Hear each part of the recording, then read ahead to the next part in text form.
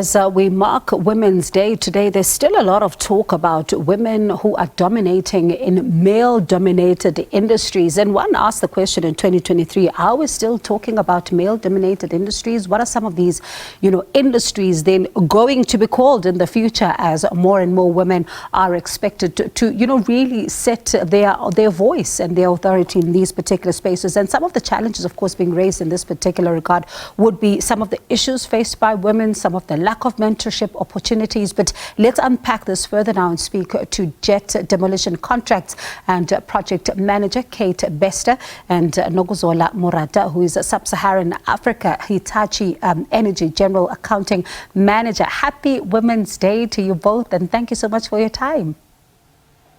Happy Women's Day, Bongiwe. Thank you. And I'm going to start with you, Kate. Briefly, for someone who's watching tonight, just tell us what you do on a day-to-day basis. Frankie, I get paid to break things in simple terms. I am a contracts manager and a project manager for a demolition company. We specialize in large, heavy industrial demolition services. So I am very much in a supporting role to our site teams, our engineering teams, to find the best possible way to approach a structure safely. And I tell you what, for some of us sometimes who have a stressful day, all you want to do is just to break things, and that would feel certainly so amazing. Nokuzola, for you, I mean, what does, for a young girl watching tonight, how would you describe what you do on a day-to-day basis? Thank you, Bongi. So firstly, maybe let me introduce Hitachi Energy as an organization. We are a global technology leader that is advancing in a sustainable energy for basically everybody. We serve customers in the utility industry, infrastructure sectors with innovative solutions and services across the value chain. So what I do on a daily basis, I'm responsible for the accounting, financial reporting, internal controls, and regulatory compliance across the Southern African region. In addition to this, I also wear a hat that I love very much in the organization. So I'm actually the trust administrator of one of the shareholders, being the Power Grids Education Trust. The trust is aimed at empowering young females to study in the STEM sector. I thoroughly enjoy the work that I do in this role, as I know that I'm really contributing to making a difference in the STEM sector. And as you mentioned, I mean, it is a male-dominated industry. Yeah, and I see with a smile on your face that you go to work happy every single day. But Kate, one of the questions that one asks in 2023, do we really speak of male-dominated industries still? Unfortunately, I think we can't get away from gender bias, or at least just encapsulating an industry with a gender. But yes, it is very much still dominated by my male counterparts. We always joke that, what we're working towards is an industry where we can actually refer to it as either an engineering sector instead of a male-dominated sector or a female-dominated sector. I think long gone are the days of being restricted to certain positions or certain roles based on who you are. And it's time really to step up to the plate in terms of what you bring to the table, and not necessarily in the gender that you were born or raised. And Nokuzola, the framing of, some of these spaces is also very important, because it also speaks about accessibility and whether or not the playing fields are being leveled. And I wonder, what does it mean that if in 2023 we still have spaces that we are calling male-dominated industries, especially in the context of accessibility?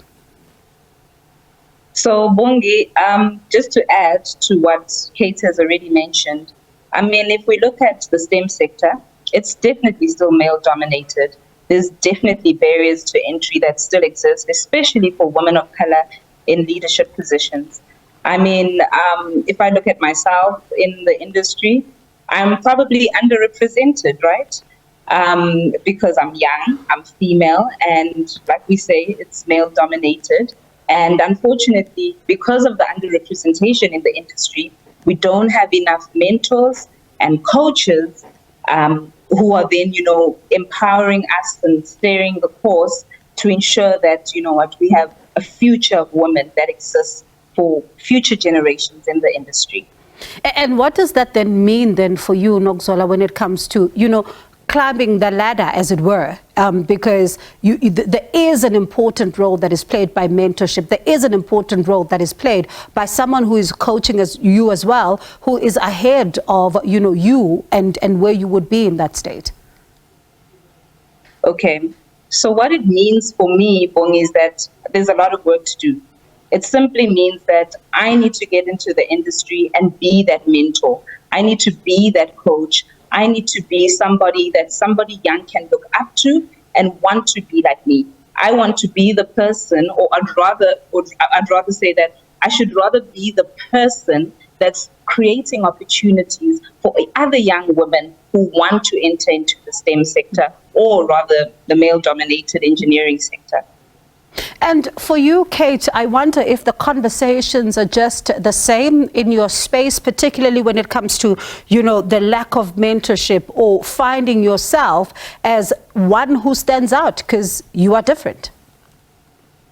I think it's safe to say that the demolition industry itself is very small compared to the construction industry. So by default, we stand out. I think, to me, the most important lesson is just learning to become comfortable with being uncomfortable. You don't necessarily have to find a woman mentor. You have male mentors who are equally as capable. I'm extremely fortunate to work with a team of people who are leaders in their own right. I really do agree with what Nokuzola was saying, is that, the onus is on you as the mentee to go and find your mentor and to seek out what you need from them.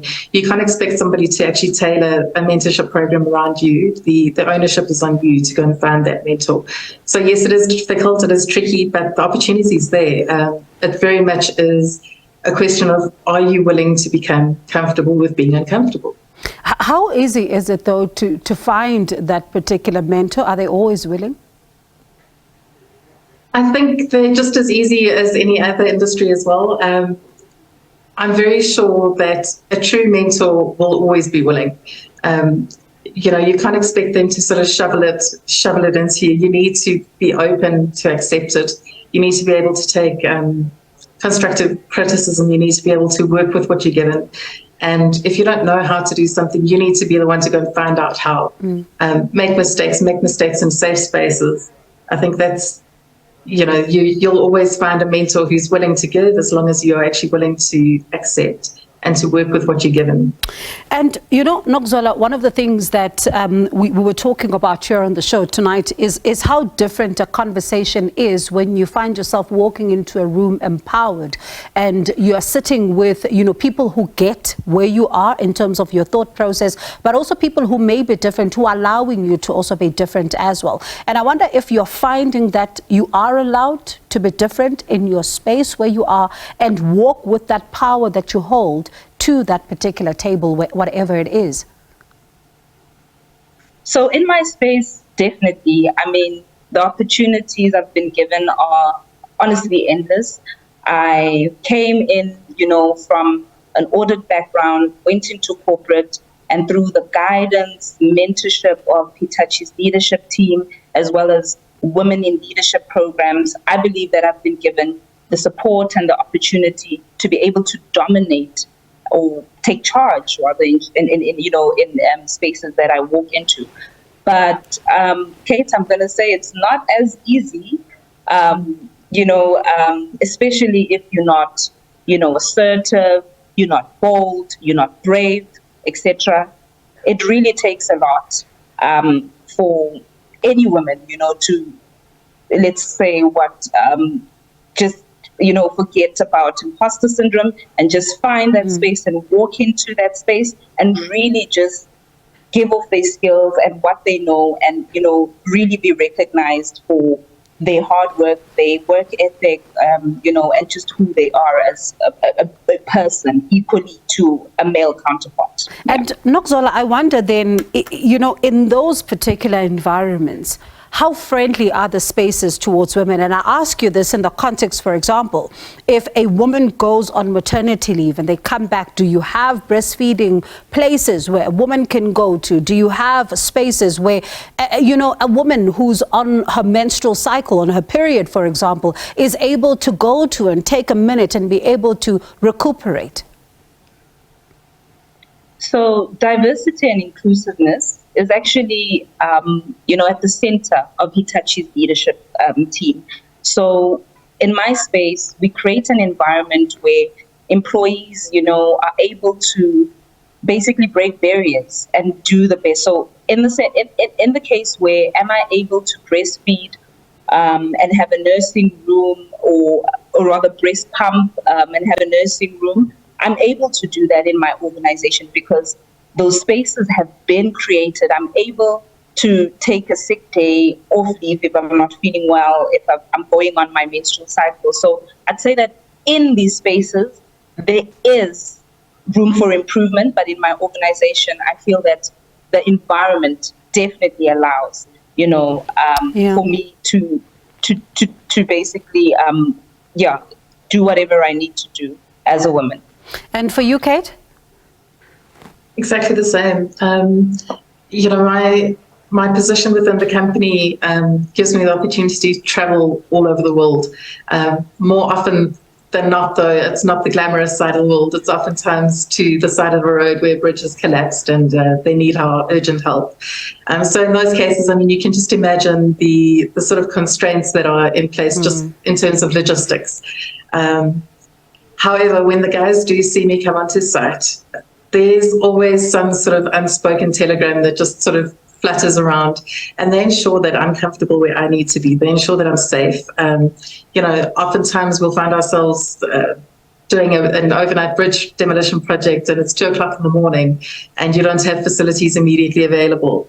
They'll always check in with you, and it's guys all the way throughout the hierarchy that come in and check in with you. And it's not a sort of an awkward discussion or an awkward conversation anymore. It's honestly, do you need to be taken somewhere? Are you okay? Do you need any help? Do you need any backup? I'm good, thank you. So I agree with you. In our space, it's not necessarily that it's feasible or practical to set something up on every site that we go to. But when the need arises, the guys are there. They are honestly family at this stage, and we are looked after. And that check-in is always important. Let me thank you both for your time.